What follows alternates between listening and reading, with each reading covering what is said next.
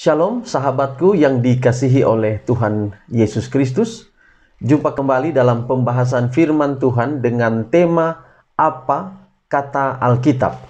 Dan kita ada di bagian yang kedua dari pembahasan terkait dengan konsep makanan di dalam Alkitab, konsep makanan di dalam firman Tuhan. Dan saya memberikan judul, apakah babi makanan? Apakah babi makanan? Dan kita ada di bagian yang kedua pada saat ini. Tentu saudara, kita telah mengikuti penjelasan di bagian yang pertama dari judul kita, apakah babi makanan. Kita sudah mengikuti penjelasan pada video yang pertama bahwa kita harus memahami apa arti daripada kata makanan. Kalau kita tidak memahami arti dari kata makanan, maka kita akan lebih bingung lagi terkait dengan konsep makanan di dalam Alkitab. Ada banyak sekali hamba-hamba Tuhan, para pendeta, ada banyak sekali orang-orang Kristen yang mengatakan dengan kalimat makanan haram dan makanan halal. Padahal di dalam Alkitab tidak pernah mengajarkan tentang ada makanan haram lalu kemudian ada makanan halal. Tidak ada di dalam Alkitab. Tuhan memberikan kepada kita, inilah makanan haram, inilah makanan halal. Aneh kedengarannya, aneh bagi kita kalau di dalam Alkitab bahwa ada makanan haram dan ada makanan halal. Aneh. Ini kelihatan aneh. Bahkan ketika kita mengucapkan babi, contohnya, babi adalah makanan haram, atau kita juga bisa bilang babi adalah makanan halal. Maka bahasa makanan haram atau makanan halal ini adalah kedengaran sangat aneh. Tidak pernah diajarkan di dalam Alkitab ada makanan haram dan ada makanan halal. Itulah sebabnya dalam pembahasan saya di bagian yang pertama dan juga di bagian yang kedua ini, saya ingin saudara-saudara kita memahami apa sebenarnya konsep makanan. Kita harus berhenti di kata makanan saja. Kita tidak boleh mengatakan bahwa ada makanan haram, ada juga makanan halal. Di bagian pertama dalam video saya telah memberikan penjelasan kepada saudara apa yang Alkitab ajarkan, bahwa di dalam Alkitab ada 3 jenis makanan, ada 3 pengelompokan makanan. Yang pertama adalah buah-buahan, lalu yang kedua adalah sayur-sayuran, lalu yang ketiga adalah bicara soal daging, binatang-binatang. Yang pengelompokan binatang-binatang itu ada 3 juga. Yang pertama binatang di darat berkaki 4, lalu kemudian binatang di dalam air atau di dalam laut atau kita sebut dengan ikan, lalu kemudian binatang di udara atau burung-burung atau unggas. Nah, di dalam pengelompokan jenis makanan ini, baik buah, sayur, dan daging, hanya pada kelompok yang ketiga atau jenis makanan yang ketiga, baru di sana kita mengenal ada yang haram, ada yang tidak haram atau halal. Jadi ada yang haram, ada yang halal. Nanti di jenis yang ketiga, untuk jenis yang pertama, buah, tidak ada haram dan tidak ada halal. Maka kita tidak bisa sebutkan bahwa buah ini adalah makanan halal. Tidak ada kata makanan halal untuk buah. Kita bisa menyebutkan buah adalah makanan.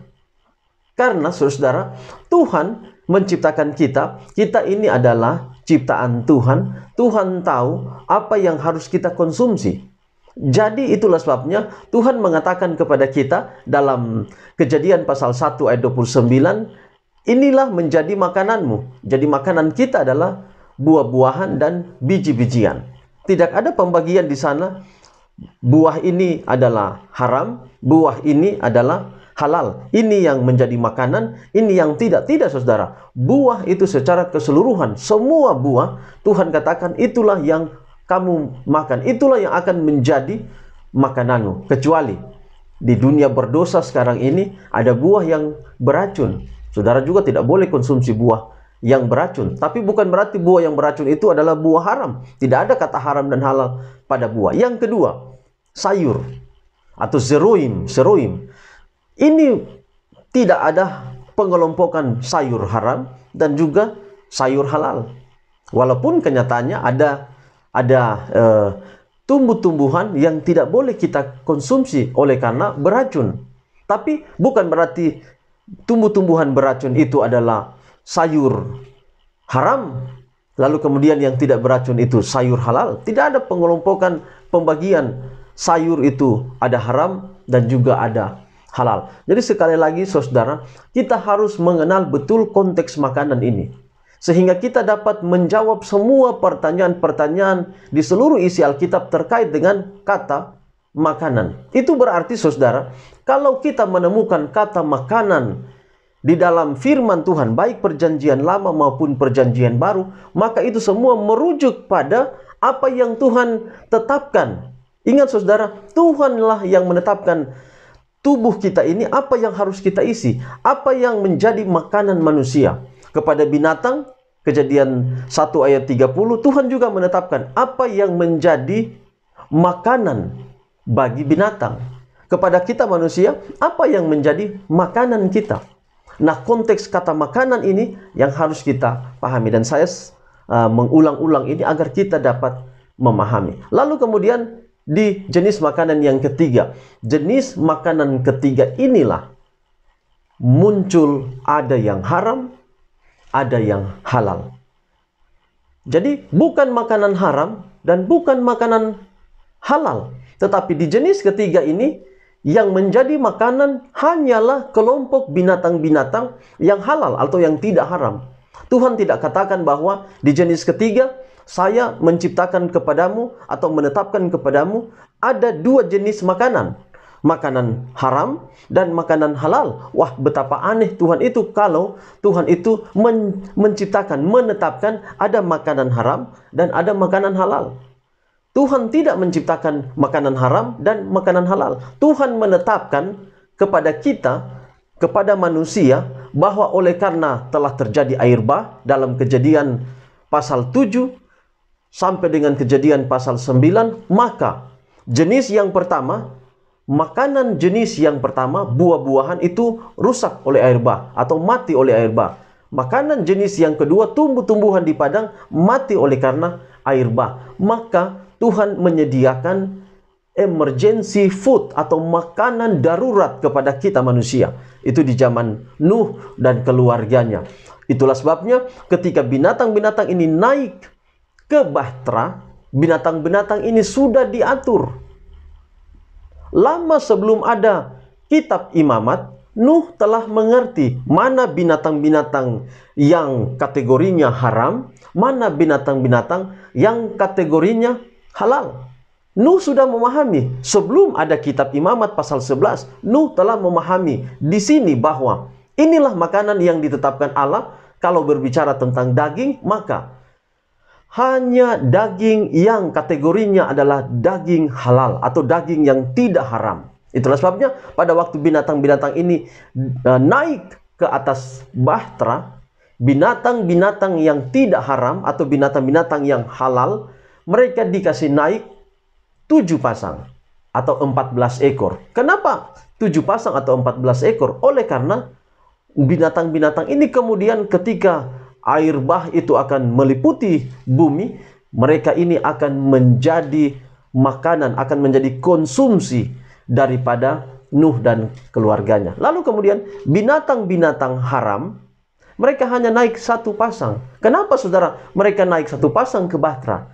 Karena mereka tidak ditetapkan untuk dikonsumsi. Tuhan hanya mau agar supaya keturunan daripada binatang ini ada di muka bumi ini.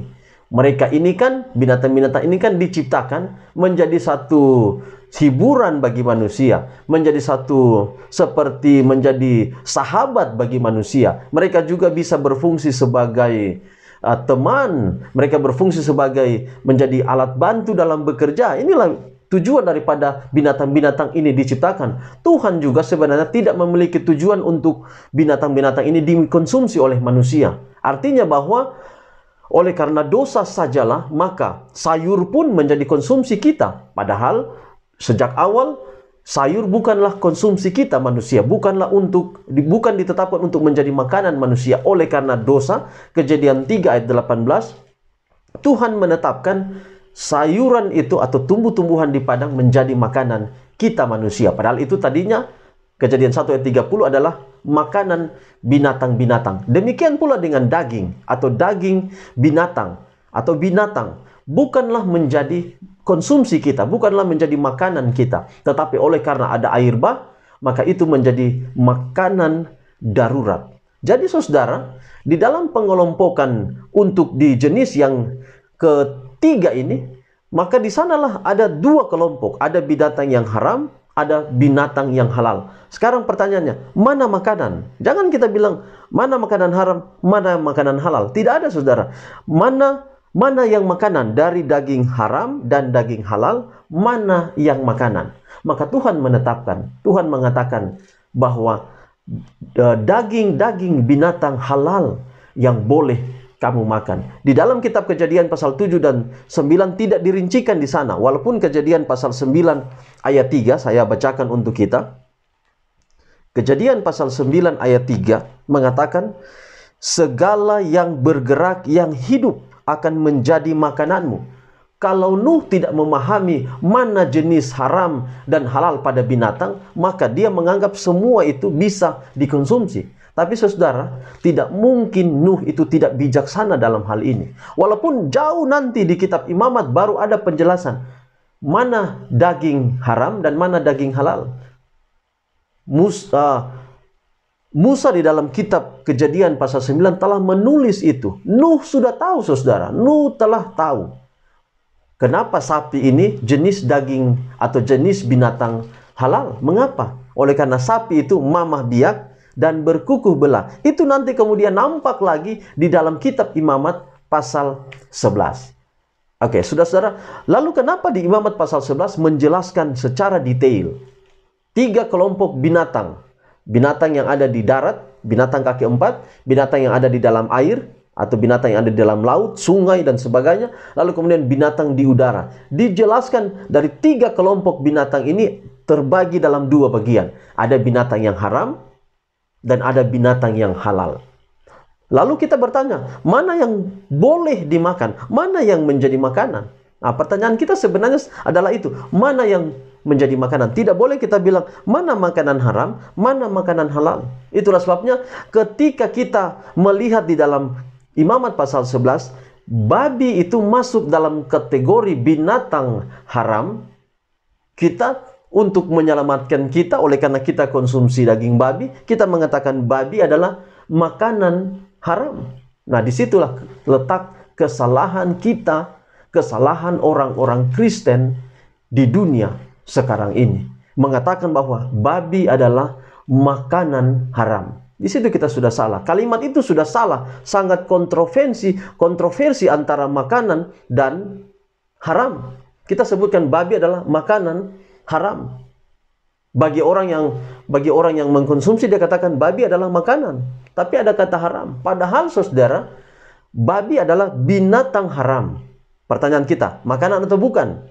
Bukan makanan. Kenapa? Karena Tuhan yang mengatakan. Masa Tuhan bilang boleh kamu makan, lalu saya pendeta bilang tidak boleh. Saya tidak boleh berkata demikian. Kalau Tuhan bilang boleh, maka saya juga harus bilang boleh. Kepada babi saudara, babi oleh karena dia kurang satu tanda. Kalau tanda untuk binatang kaki 4, pertama adalah kukunya terbelah 2 bersela panjang. Ada yang seperti kuku unta. Dia seperti terbelah 2. Tapi bukan kuku yang terbelah 2. Tapi bagian daging itu terbelah 2. Tapi tidak bersela panjang. Yang dimaksud kitab Imamat membedakan mana binatang haram dan halal dari binatang kaki 4 adalah kuku. Kuku saudara, kuku. Bukan dagingnya, bukan bagian tubuhnya, tetapi kukunya. Nah, babi saudara, kukunya terbelah 2. Coba saudara lihat kuku babi. Terbelah 2 kukunya dan bersela panjang. Tapi masalah pada babi adalah dia kurang satu tanda. Apa tanda yang kurang? Adalah dia tidak mamah biak. Haram itu bagimu kata Tuhan, bukan kata saya. Jadi ketika Tuhan mengatakan babi adalah binatang haram, pertanyaan kita adalah, makanankah dia? Tidak. Babi bukan makanan. Jangan lagi kita sebutkan babi makanan haram. Inilah yang menyebabkan dunia kekristenan bingung terkait dengan makanan. Bahkan banyak juga dari pendeta-pendeta kita, pendeta-pendeta gereja Advent yang mengatakan makanan haram dan makanan halal. Kita telah salah mengelompokkan makanan ini. Tidak ada di dalam Alkitab makanan haram dan makanan halal. Kecuali yang ada adalah binatang haram dan binatang halal. Mana yang makanan? Tentu yang menjadi makanan adalah yang Tuhan bilang boleh kamu makan adalah kelompok binatang-binatang halal. Jadi kita sudah punya kesimpulan. Makanan adalah buah, sayur, dan daging atau binatang halal. Binatang haram bukan makanan. Sekali lagi saya katakan bahwa babi, kemudian anjing, kemudian kucing, itu di darat. Kuda, unta, mereka ini tidak lengkap. Ada bahkan yang tidak punya dua persyaratan. Kalau babi cuma satu. Kalau seumpama babi itu mama biak, kalau ada orang di dunia ini yang berdoa, Tuhan, biarkanlah babi itu berubah menjadi mama biak. Saudara, saya juga konsumsi daging itu, daging babi. Tapi dari dulu hingga hari ini, tidak pernah babi itu berubah dari tidak mama biak menjadi mama biak. Siapa di dunia ini? Siapa yang hebat di dunia ini? Pendeta siapapun yang hebat di dunia ini tidak dapat berdoa mengubah babi dari tidak mama biak menjadi mama biak. Itu masalahnya, saudara. Karena ada ayat Alkitab yang mengatakan yang penting dia diterima dengan ucapan syukur. Ucapan syukur itu maksudnya berdoa. Yang penting sebelum makan berdoa, babi itu bisa dikonsumsi. Masalahnya adalah kembali kepada basicnya, kembali kepada dasar. Karena persyaratan babi menjadi binatang halal dan boleh dikonsumsi adalah kukunya bersela panjang. Lalu kemudian dia terbelah dua bersela panjang. Lalu kemudian dia mamah biak. Bagaimana mungkin saudara berdoa daging babi yang saudara sudah potong, yang sudah bakar itu, lalu sudah berdoa dengan ucapan syukur, babi ini dapat dikonsumsi. Artinya begini, kalau babi itu dapat dikonsumsi, maka babi berubah dari binatang haram, berubah menjadi binatang halal. Maka kalau dia jadi binatang halal, dia dapat dikonsumsi. Maka bagaimana mungkin saudara berdoa daging babi yang jenisnya adalah binatang haram, dalam doa saudara berubah menjadi binatang halal? Nah, ini suatu hal yang tidak mungkin. Inilah dasar, inilah basic daripada konsep makanan yang saya ingin bagikan kepada saudara-saudara. Kita, saudara, dalam hal belajar Alkitab, kita harus jujur. Kita harus jujur pada firman Tuhan. Kita semua ini pencari kebenaran. Tidak hanya gereja Advent yang mencari kebenaran. Semua orang di dunia mencari kebenaran. Bahkan umat-umat non-Kristen juga. Mereka sementara mencari kebenaran. Tetapi di pihak kita, orang-orang Kristen, kita membuat bingung banyak orang terkait dengan konsep makanan. Lalu kemudian, saudara, saya akan menunjukkan kepada saudara video dari hamba Tuhan, pendeta Ezra Alfred Soru, terkait dengan pembahasan menjawab pertanyaan apakah babi dapat dikonsumsi atau mengapa orang-orang Kristen pada akhirnya mengkonsumsi daging babi. Kita akan melihat video sejenak, lalu kemudian saya akan menambahkan beberapa penjelasan. Saya ingin bertanya, mengapa hewan babi kebanyakan dimakan oleh orang-orang beragama Kristen? Padahal kan dalam Alkitab menerangkan tidak boleh. Sebenarnya babi banyak dimakan oleh orang Kristen juga. Yang makan babi ini bukan cuma orang Kristen. Ya, ada banyak orang di dunia ini yang makan babi. Tapi yang jadi inti persoalannya, mengapa orang Kristen makan babi? Ya kan? Padahal di dalam kitab suci Kristen sendiri dalam perjanjian lama itu dilarang karena dianggap binatang haram. Nah, saudara perlu ketahui ya bahwa memang di dalam perjanjian lama ada larangan demikian. Tapi orang Kristen percaya di dalam hukum Tauratnya itu ada 3 jenis hukum di dalamnya. Yang pertama itu namanya hukum moral, yang kedua namanya hukum seremonial, yang ketiga itu namanya hukum sipil. Hukum moral misalnya 10 hukum. Jangan membunuh, jangan berzina, jangan ucapkan saksi dusta, dan sebagainya. Itu hukum moral. Tapi hukum seremonial ini adalah semua tata aturan peribadatan orang Israel. Misalnya kalau berdosa, korban kambing, potong domba, potong merpati, perempuan yang haid tidak boleh pergi ke bait Allah, lalu tidak boleh makan binatang ini, binatang itu, binatang ini Allah haram, binatang ini halal boleh dimakan. Itu semua adalah peraturan dalam hukum seremonial, ya. Lalu hukum sipil. Hukum sipil itu adalah semacam undang-undang negara Israel pada waktu itu. Misalnya, kalau ada nabi palsu, tangkap dan bunuh mati. Kalau ada orang yang kedapatan berzina, rajam dengan batu sampai mati. Kalau ada anak yang melawan orang tua, hukumannya mati. Itu namanya hukum sipil. Nah, saudara-saudara, dari 3 hukum ini mana yang berlaku sekarang? Hukum seremonial, hukum sipil jelas tidak berlaku. Kenapa? Karena itu undang-undang negara Israel pada waktu itu. Negara Israel sekarang saja tidak memakai itu.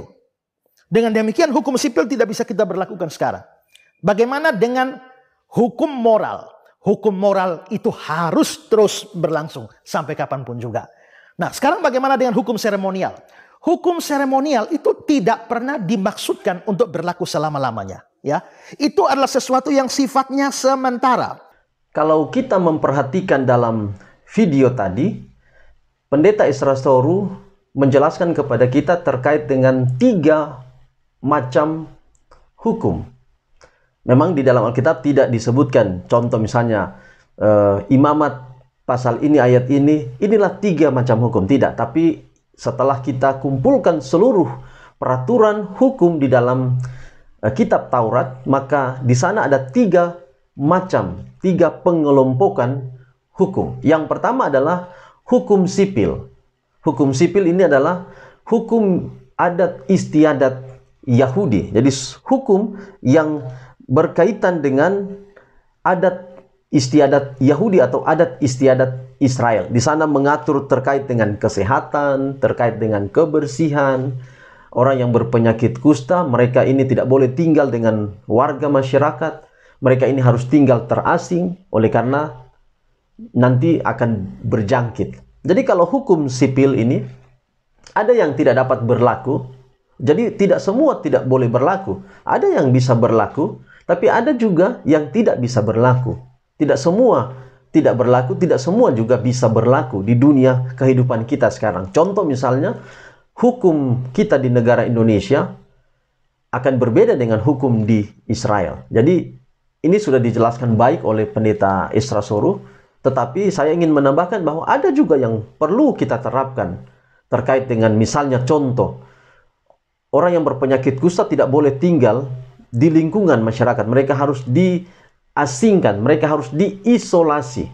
Nah, kalau bicara isolasi, kita tahu sekarang bahwa orang yang mendapatkan virus corona, mereka tidak boleh tinggal dengan satu kelompok. Mereka harus diisolasi atau diasingkan. Kemudian hukum yang kedua, jenis hukum atau macam hukum yang kedua adalah hukum upacara.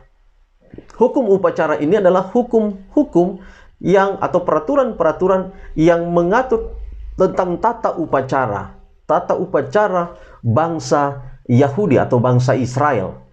Dan di bagian ini saya memperhatikan penjelasan Pendeta Ezra Soru adalah bahwa pendeta menggabungkan juga terkait dengan makanan, tentang apa yang diatur Allah terkait makanan ke dalam hukum upacara. Nah, ini yang saya akan jelaskan nanti sebentar. Lalu kemudian jenis yang ketiga dari pengelompokan hukum ini adalah hukum moral. Hukum moral ini adalah 10 hukum. Dan ini tidak dirubah oleh Tuhan. Bahkan Yesus katakan dia datang ke dunia ini untuk menggenapkan hukum moral itu atau 10 hukum Tuhan itu. Saya kembali kepada hukum upacara. Nah, hukum upacara dalam Imamat pasal 11, mulai pasal pertama dan seterusnya, Imamat pasal 11 ini menjelaskan tentang aturan-aturan di Ka'bah, aturan-aturan upacara di Ka'bah, aturan-aturan perabot-perabot di dalam Ka'bah. Ini berhubungan dengan seremonial atau berhubungan dengan liturgi, tata upacara bangsa Israel dalam hal keagamaan. Lalu kemudian di Imamat pasal 11, dalam Imamat pasal 11, oleh karena di dalam Ka'bah, di dalam upacara-upacara Ka'bah, baik upacara harian maupun upacara tahunan, sangat berkaitan erat dengan binatang-binatang. Kenapa saudara? Karena binatang-binatang ini, mereka ini akan dibawa ke Ka'bah sebagai korban. Tidak ada bangsa Israel yang mengorbankan manusia atau anak dikorbankan, tidak ada. Yang mereka bawa ke dalam Ka'bah untuk dikorbankan sebagai penebusan terhadap dosa mereka adalah binatang-binatang. Jadi oleh karena binatang-binatang ini menjadi objek untuk pengorbanan di Ka'bah, maka Imamat pasal 11 harus menjelaskan ada binatang-binatang yang haram, ada binatang-binatang yang halal. Yang dibawa ke Ka'bah, saudara, tidak boleh binatang-binatang yang haram. Kenapa? Karena itu akan berkaitan dengan makan. Mengapa makan? Karena ada binatang-binatang yang dagingnya kemudian akan dimakan oleh orang yang membawa korban itu. Sama seperti dengan di upacara Paskah atau perayaan Paskah. Bangsa Israel akan memakan dagingnya sampai habis tanpa mematahkan tulang-tulang. Itu kan sebuah simbol. Kenapa tidak dipatahkan tulang? Karena itu adalah simbol kepada Yesus yang tidak satupun tulangnya didapati patah. Itu simbol kepada Yesus Kristus. Jadi saudara, di sini kita sedikit bingung. Apakah pada waktu Tuhan Yesus mati, semua bayangan, semua upacara, tata upacara liturgi, pengorbanan, dan ibadah bangsa Israel yang adalah bayangan kepada Yesus Kristus yang nanti akan mati. Binatang-binatang yang dibawa ke dalam Ka'bah adalah Yesus yang nanti mati di Golgota. Jadi semua itu adalah bayangan kepada Yesus. Tetapi di sini kita bingung, apakah ketika Yesus mati, tidak hanya bayangan-bayangan itu saja yang ditiadakan, apakah termasuk juga hal makan? Itu juga ditiadakan. Nah, ini yang kita bingung di sini, saudara. Sebenarnya kitab Imamat tidak mau mengatakan kepada kita bahwa makanan-makanan yang kita konsumsi juga itu adalah simbol kepada bayangan. Kita harus membedakan di sini. Pembedaannya adalah bahwa setiap binatang yang dibawa ke Ka'bah haruslah binatang-binatang halal. Itulah sebabnya tidak pernah dalam pengorbanan Israel babi itu menjadi korban yang dibawa ke dalam Ka'bah. Tidak ada seekor anjing yang dikorbankan di Ka'bah. Yang dikorbankan itu hanyalah, yang disebutkan selalu adalah domba. Yang berikut adalah lembu. Lembu itu adalah sapi. Kemudian burung terkukur dan sebagainya. Bahkan juga di bawah gandum di sana, jelai di Ka'bah. Tapi tidak menyebutkan daging-daging haram dibawa sebagai korban di Ka'bah. Tidak boleh, saudara. Bahkan daging halal sekalipun, kalau ada cacat, tidak boleh dipersembahkan sebagai korban. Dan ini tidak berkaitan dengan apa yang Tuhan tetapkan sebagai makanan. Dan kita tidak boleh bilang apa yang Tuhan tetapkan sebagai makanan, lalu kemudian itu sebagai simbol. Tidak ada Tuhan ciptakan makanan sebagai simbol. Terkait dengan apa yang menjadi konsumsi kita, apa yang menjadi makanan kita, itu tidak menjadi simbol kepada pengorbanan Yesus. Yang menjadi simbol adalah ketika itu dibawa ke Ka'bah, daging-daging itu akan dikonsumsi, itu yang menjadi simbol kepada bayangan. Itulah yang ditiadakan tanpa menghilangkan konsumsi apa yang harus dikonsumsi oleh manusia. Tetap peraturan yang sudah ada dari kitab Kejadian bahwa makanan itu buah, sayuran dan daging-daging yang halal itu tidak berubah. Itu tidak berubah. Bahwa itu bukanlah simbol kepada Yesus. Tidak ada kaitannya 3 jenis makanan yang kita konsumsi berkaitan dengan kematian Yesus. Yang berhubungan dengan kematian Yesus adalah daging-daging yang dipersembahkan di Ka'bah yang kemudian akan dikonsumsi. Itu yang telah ditiadakan. Tidak ada lagi sekarang pengorbanan. Tidak ada lagi sistem pengorbanan. Tidak ada lagi sistem adat Yahudi terkait dengan pengorbanan. Tidak ada lagi. Itu telah ditiadakan. Jadi tidak dapat kita mengatakan bahwa peraturan tentang makanan ikut serta di dalam sistem hukum upacara yang simbolnya adalah Yesus. Lalu ketika Yesus telah mati, itu semua telah musnah. Memang itu semua tidak, jadi seluruh hukum upacara itu telah ditiadakan, tetapi tidak menghapus peraturan terkait dengan hal apa yang harus kita konsumsi. Bayangkan saudara, kalau itu juga adalah simbol kepada Yesus, kita makan tidak ada lagi diatur, maka betapa jahat itu Allah kepada kita. Allah tidak lagi memiliki peraturan apa yang kamu harus konsumsi. Saya sudah kasih contoh di video pertama. Kita beli kendaraan Honda. Lalu kemudian Honda itu Awalnya adalah konsumsi bahan bakarnya adalah bensin atau premium. Tapi itu simbol. Ada simbol kepada sesuatu. Artinya bahwa ada periode waktu tertentu di mana Honda ini telah mencapai simbolnya.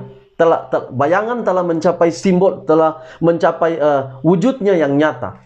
Maka pada waktu tertentu itu Honda itu tidak lagi menggunakan premium. Dia bisa diisi apa saja. Pernahkah saudara alami begitu? Saudara punya mobil, bahkan pendeta Israel sekalipun, apakah pernah motor atau mobil kita ada satu waktu tertentu tidak lagi digunakan bensin, gunakan apa saja bisa. Nah, ini yang tidak boleh.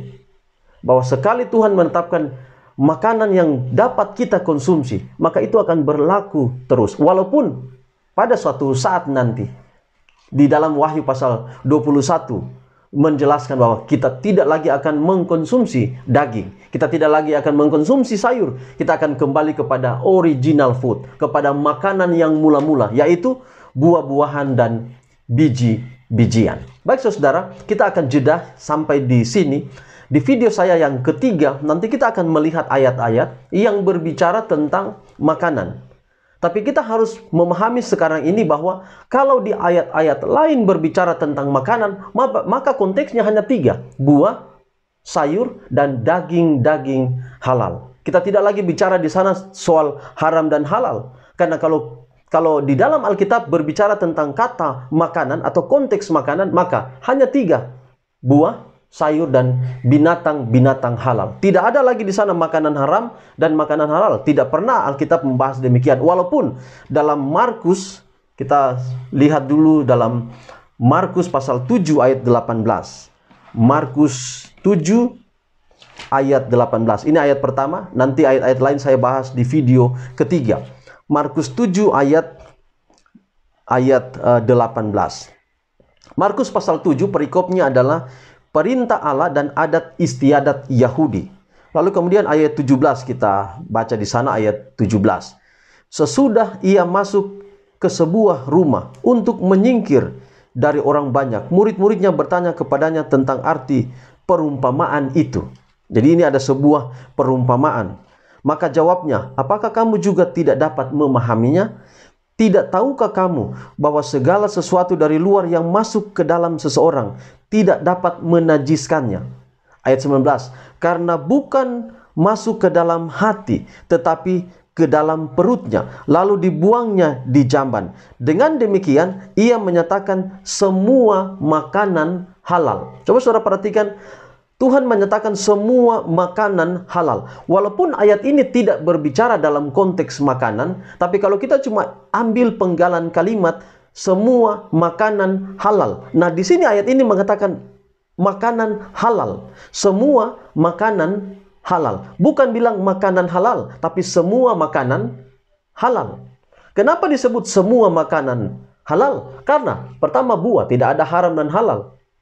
Sayur tidak ada haram dan halal. Lalu jenis ketiga, binatang halal. Maka ini halal. Itulah sebabnya benar ayat ini katakan kalau semua makanan halal. Tidak ada kontroversi di ayat ini. Tidak ada masalah di ayat ini. Bahwa kalau kita temukan kata makanan, maka semua itu tentu adalah bisa dimakan. Tentu semua bisa juga kita katakan seperti Yesus katakan, semua halal. Tidak ada jenis dalam Alkitab sebutkan kemudian karena ada makanan halal di sini Yesus katakan jangan makan yang sana karena sana itu makanan haram. Tidak, Yesus hanya mengatakan semua makanan halal. Walaupun dalam konteks Markus pasal 7 ini adalah perintah Allah dan adat istiadat Yahudi. Ada hal yang disoroti dalam ayat ini terkait dengan adat istiadat, terkait dengan budaya. Tuhan tidak berbicara terkait dengan hal makan dan minum di sini. Tetapi ini berbicara soal kata-kata kita, soal tabiat kita, soal sikap kita. Kita sebagai umat-umat Tuhan, kita tidak boleh menampilkan tabiat yang jelek kepada orang di sekitar kita. Jadi apa yang keluar, apa yang tampil dari kita, itulah yang membuat orang rasa lemah, orang dinajiskan. Tidak berbicara soal itu. Tapi kalaupun ayat yang 19 terkait dengan makanan, Yesus menyatakan semua makanan halal, maka ini merujuk pada 3 jenis makanan. Buah, sayur dan binatang-binatang halal. Tidak ada masalah di sini soal makanan. Yesus tidak lagi membahas imamat pasal 11 di sini. Karena sudah jelas. Sudah jelas di dalam kitab Kejadian dan seterusnya sampai kita imamat dan sampai di zaman perjanjian baru. Telah jelas terkait dengan apa yang harus kita konsumsi. Sekali lagi saudara, kalau pertanyaan apakah babi makanan? Babi bukanlah makanan. Sampai jumpa pada video ketiga. Tuhan memberkati kita semua dan saya akhiri dalam doa. Kita berdoa. Bapa di sorga, terima kasih untuk pekabaran saat ini. Biarlah kiranya pekabaran ini boleh menjadi berkat dalam hidup kami. Terpujilah nama Tuhan. Dalam nama Yesus kami telah berdoa. Amin.